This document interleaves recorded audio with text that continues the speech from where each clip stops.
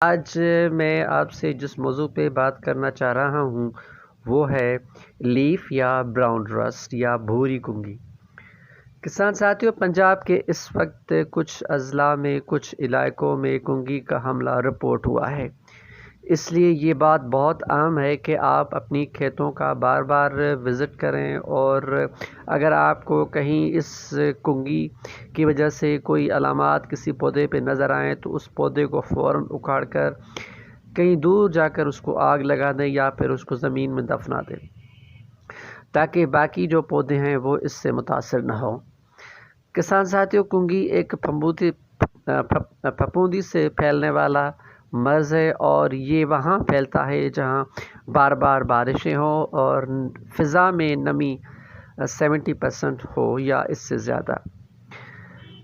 آج پنجاب میں رپورٹ ہوئی ہے تو آپ کو بھی بہت زیادہ خیال کرنا پڑے گا۔ کسان ساتھیوں، یہ کنگھی کی بیماری پنجاب کے تقریباً تمام اضلاع میں پائی جاتی ہے اور رپورٹ ہوتی ہے، اور اس کے حملے کی وجہ سے پیداوار میں بہت حد تک کمی پیدا ہوتی ہے۔ بیماری کے لیے تقریباً 15 سے 20 سینٹی گریڈ جو درجہ حرارت ہے وہ بہت ہی موزوں ہوتا ہے۔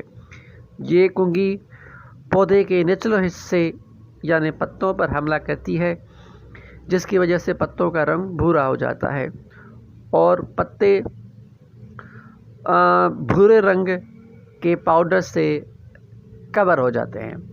اس بیماری کی وجہ سے پیداوار 20 سے 30% متاثر ہوتی ہے، اور کسان ساتھیوں، یہی وہ 20 اور 30% پیداوار ہے جو ہمارے کسانوں کے جیب میں چلی جاتی ہے۔ اگر یہ بیماری حملہ کرے تو یہ بیماری بیسیکلی فصل پہ نہیں بلکہ ہمارے کسانوں کی جیب پہ ہوتی ہے، اس لیے اس کا علاج احتیاط سے اس کی جو ڈیٹیکشن ہے وہ بہت ہی زیادہ اہم ہے تاکہ اس نقصان سے بچا جا سکے۔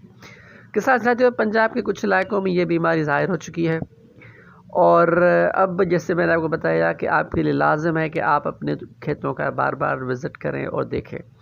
کسان ساتھیوں، عموماً ہمارے کسان یہ بھی کہتے ہیں کہ اگر کسی پودے کا رنگ یا پتے کا رنگ پیلا دکھائی دیتا ہے تو فوراً وہ کوئی فنجی سائڈ لے آتے ہیں اور پھر اسپرے کر دیتے ہیں، یہ بغیر جانے کہ یہ پھپھوندی کا حملہ ہے یا اس جو پیلا پن جو ہے وہ کسی دوسری وجہ سے ہے۔ اینی وے، یہ بیماری تو پہنچ تو گئی ہے کیونکہ یہ وقت اس بیماری کا ہی ہے۔